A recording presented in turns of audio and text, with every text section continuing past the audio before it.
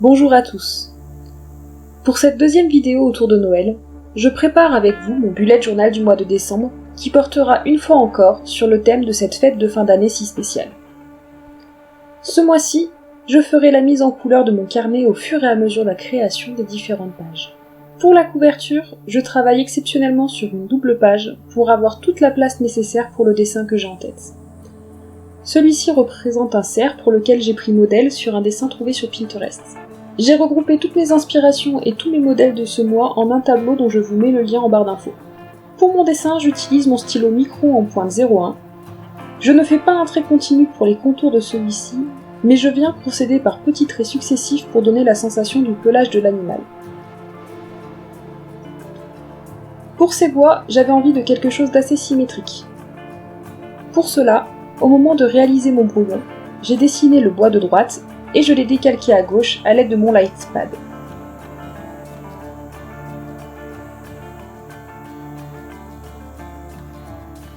Au moment de repasser les traits au stylo noir, j'ai eu quelques légers ratés, ce qui fait que la symétrie n'est pas parfaite, mais après tout dans la nature, les cerfs ont parfois des bois asymétriques aussi.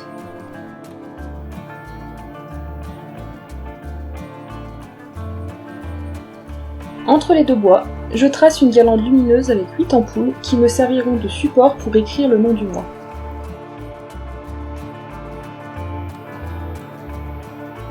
J'ajoute quelques boules suspendues à ces bois. Et enfin, pour donner du relief à mon dessin, je dessine avec une pointe 0,05 des poils dans le corps du cerf.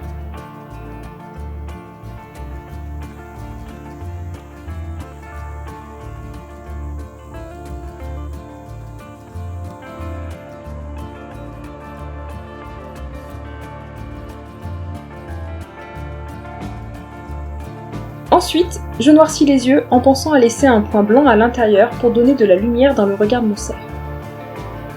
Enfin, j'ajoute des rainures dans ces bois, toujours en pointe 0,05. Je trouve que ça permet de bien structurer la page et de rendre le dessin plus réaliste. Il ne me reste plus qu'à mettre en couleur mon dessin au feutre. Pour les boules, j'utilise 2 teintes de rouge et je colorie les ampoules de la guirlande en rouge, vert, bleu ou jaune.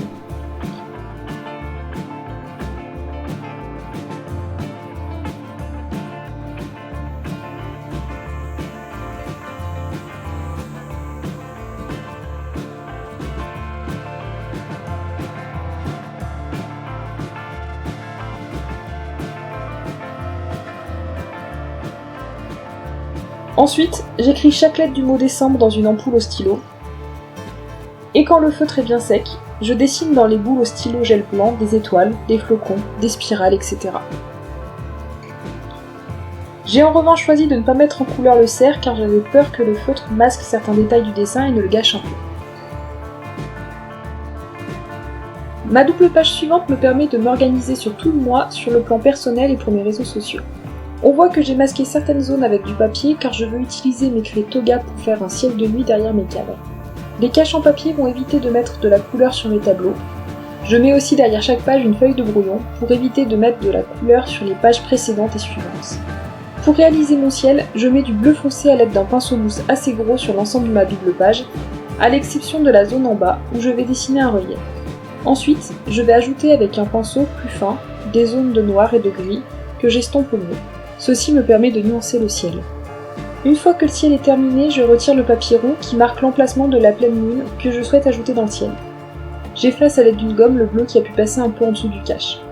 Je remplis la lune de craie blanche avec un gros embout en mousse, puis avec un embout plus fin, j'ajoute quelques touches de gris pour montrer le relief de la lune. J'ai eu la main un peu lourde en bas à droite de celle-ci, donc j'essaie d'estomper au mieux le gris que j'y ai ajouté. Je choisis d'ajouter à mon dessin un traîneau de Père Noël. Pour cela, j'ai pris un modèle sur Pinterest que j'ai imprimé.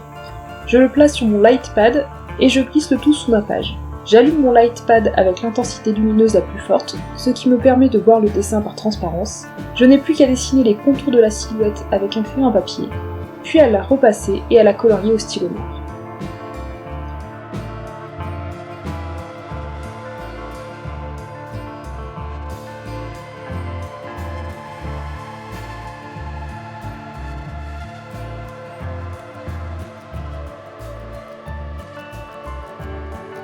Une fois que ce dessin est réalisé, je prends mon sakura blanc pour dessiner quelques étoiles dans le ciel, mais aussi une traînée de points blancs derrière le traîneau, pour donner l'impression que le Père Noël laisse de la poussière d'étoiles dans son sillage.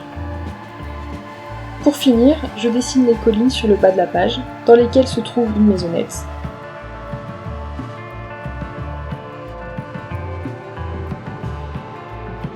Comme il fait nuit, on ne doit distinguer que des silhouettes, je mets donc le tout en couleur dans différentes teintes de gris. Donnons enfin à cette double page sa fonction. Pour cela, après avoir retiré les derniers caches en papier, je trace sur la page de gauche un calendrier vertical avec 3 colonnes, une pour les impératifs du matin, une pour ceux de l'après-midi, et la dernière pour noter les fêtes et anniversaires.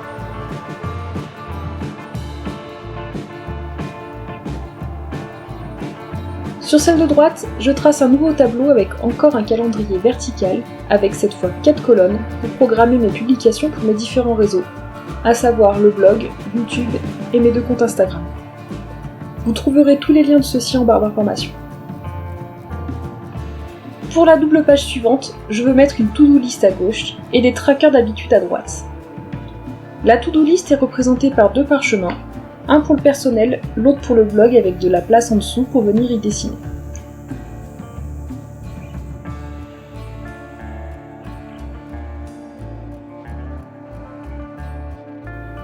Je tente d'écrire le titre à l'aide de tampons trouvés chez Centracor, mais mon encreur venant d'Action et n'étant pas de bonne qualité, les lettres ne sont pas bien sorties et je dois donc les repasser au stylo.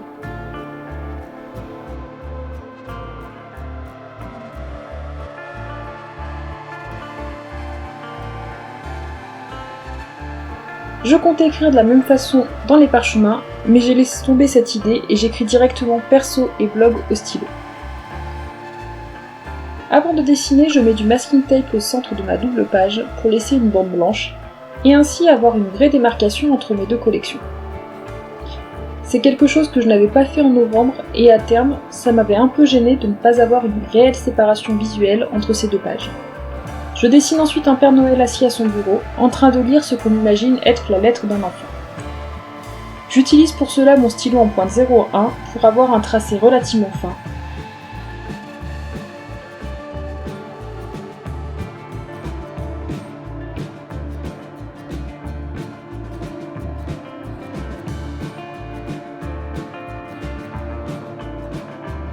Et à côté de lui, j'ajoute un grand sapin. Pour cela, je commence par dessiner les différentes décorations du sapin sous forme de boule ou de sucre d'orge, puis, avec un feutre vert, je pars du haut du sapin, et je fais des petits traits descendants de façon à faire un triangle. Ces petits traits vers le bas ont pour but de donner l'illusion des branchages du sapin.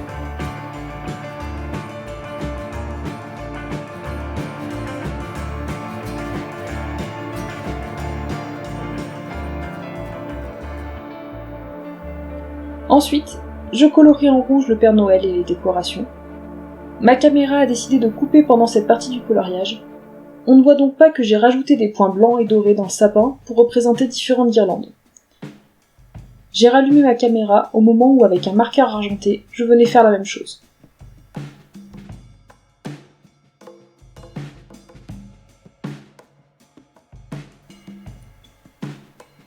Je retire le masking tape avant de réaliser ma page de tracker.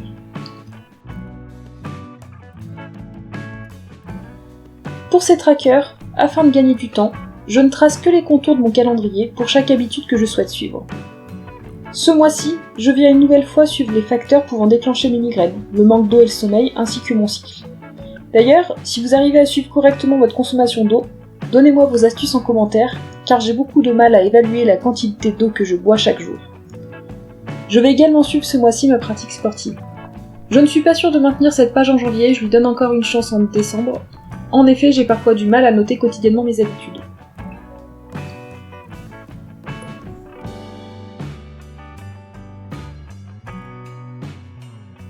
En dessous de mes trackers, je dessine une maison en pain d'épices. Je me suis inspirée pour celle-ci de différents dessins et de photos trouvées encore une fois sur Pinterest. Je viens ainsi faire les angles de la maison en sucre d'orge, j'utilise le glaçage comme neige coulant du toit, etc.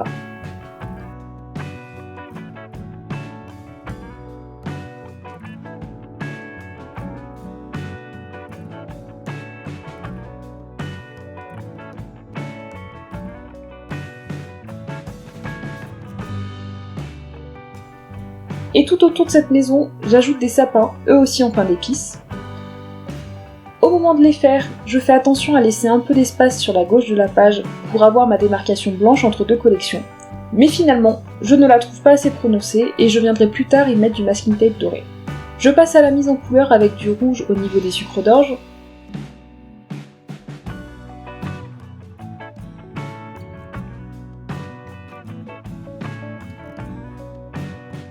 Puis un marron clair sur toute la partie biscuit. Je ne colorie pas le glaçage blanc car ça aurait été trop fastidieux de le faire avec mon sakura blanc.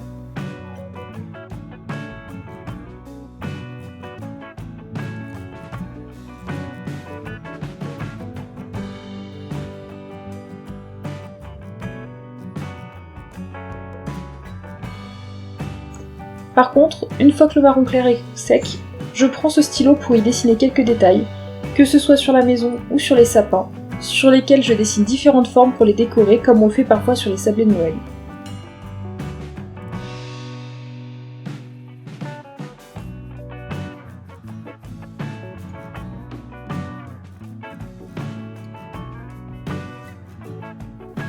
Et c'est à ce moment-là que je rajoute le masking tape dont je parlais tout à l'heure.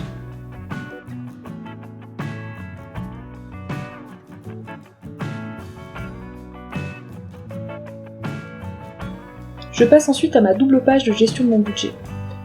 J'utilise ce bloc de papier de Noël trouvé chez Action, et notamment cette page avec des poinsettias, des tranches d'oranges séchées, des bâtons de cannelle, etc. Je vérifie que la largeur du papier recouvre bien une page de mon carnet. Je déchire la feuille selon une diagonale, et je colle un des deux morceaux ainsi obtenus dans le coin en bas à gauche. J'utilise pour cela un roller de colle repositionnable, ce qui est bien pratique si on fait une erreur de collage et qu'on veut retirer la feuille sans tout déchirer. Une fois qu'elle est collée, comme elle dépasse légèrement sur la page de droite, je marque le pli de mon carnet avec une règle pour savoir où découper l'excédent de papier. Je fais la même chose pour le coin en haut à droite avec ce qu'il me reste de papier. Puis je colle mon fichier de budget imprimé sur un papier autocollant que je ne recommande pas. En effet, il est très fin, donc on voit le dessin du papier de Noël à travers, et lorsqu'on le colle, il est difficile de le décoller sans l'abîmer si on veut le déplacer légèrement. On voit d'ailleurs sur la page de droite que mon fichier budget est légèrement froissé.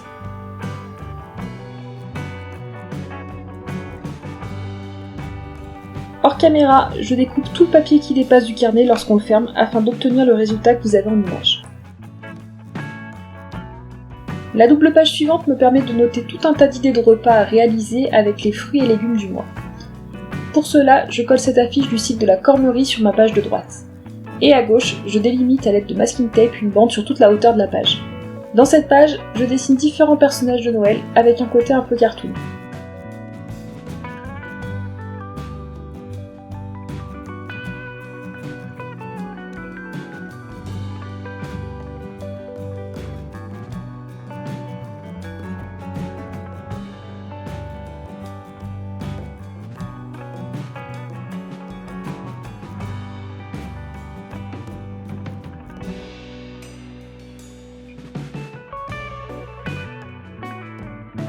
On se retrouve ainsi avec un bonhomme de neige, un Père Noël, un renne et un pingouin, pour lesquels j'ai pris modèle encore une fois sur Pinterest.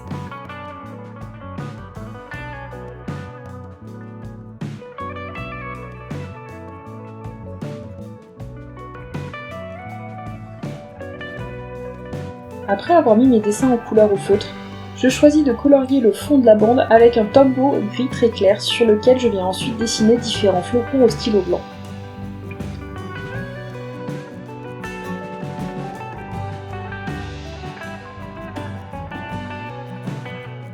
Je retire le masking tape. J'ai hésité à tracer un trait noir pour marquer la limite entre mon dessin et la liste de mes repas, mais je trouve que finalement, la bande grise se suffit à elle-même. Comme le stylo blanc n'est pas totalement sec, je viens placer une feuille de brouillon sur mon dessin avant de tourner la page, afin d'éviter que le blanc ne marque la fiche des fruits et légumes. Ma double page suivante me permettra de noter les jolis moments du mois de décembre, et éventuellement d'y coller quelques photos.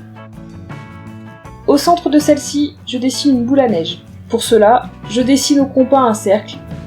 J'ajoute au bas de celui-ci un socle sur lequel j'ajoute une plaque souvenir, et je repasse le tout au stylo noir. Dans ma boule, j'ajoute ce qui sera après mise en couleur un éclat de lumière sur le verre. je dessine à l'intérieur de cette boule 3 pingouins qui sont en train de chanter des cantiques de Noël. Je les dessine avec ma pointe 01 et je prends mon stylo en pointe 005 pour dessiner les partitions et les notes de manière plus précise sur les livrets de nos apprentis chanteurs. Je pensais au départ ajouter un sapin de Noël derrière les pingouins, on voit qu'il est d'ailleurs dessiné au crayon de papier, mais au moment de la mise au propre entre guillemets, je me suis dit qu'il n'était pas vraiment nécessaire finalement. J'ajoute des brins de houx sur le socle de la boule à neige pour l'habiller un peu plus. Et je termine mon dessin en mettant en couleur à l'aide de feutre.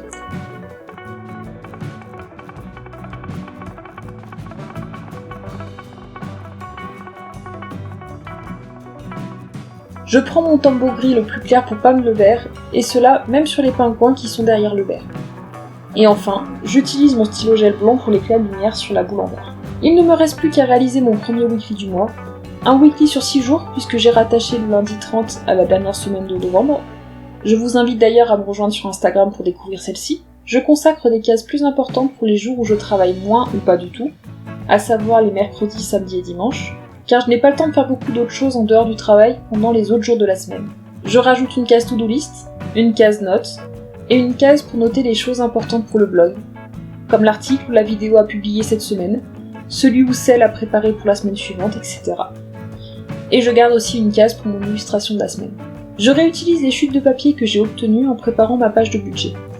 Et j'en déchire un coin pour le coller dans l'angle supérieur gauche de ma double page. J'y colle par-dessus le calendrier de décembre, qui permet de repérer à quelle semaine du mois nous sommes, et que je conserve dans le rabat à la fin de mon carnet avec des stickers, des papiers importants dont j'ai régulièrement besoin, etc. Pour le dessin de ce weekly, j'ai choisi de représenter une chaussette de Noël contenant un cadeau et un sucre d'orge, et décorée avec du houx, des fleurs et des branches de sapin.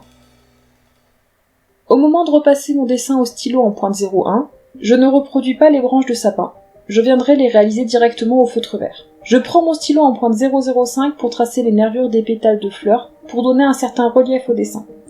Ce relief, cette profondeur seront accentuées au moment de la mise en couleur, puisque je vais colorier la fleur en rouge, et que j'utiliserai un rouge plus foncé pour le cœur de celle-ci.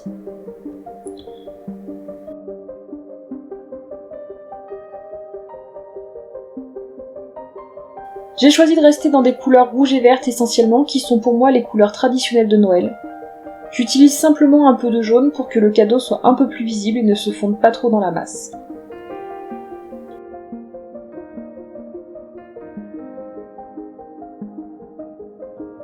Voici donc le résultat de mon bullet journal pour le début du mois de décembre.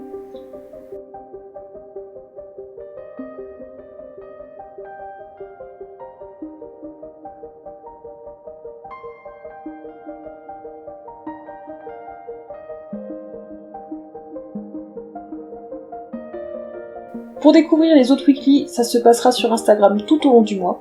En effet, j'essaie chaque semaine d'en filmer la préparation pour vous la montrer en IGTV.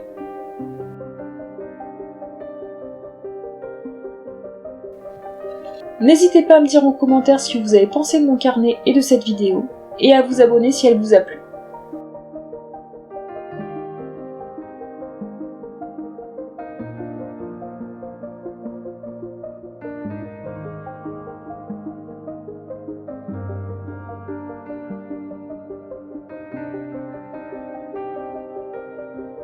Merci d'avoir regardé cette vidéo jusqu'au bout, à bientôt.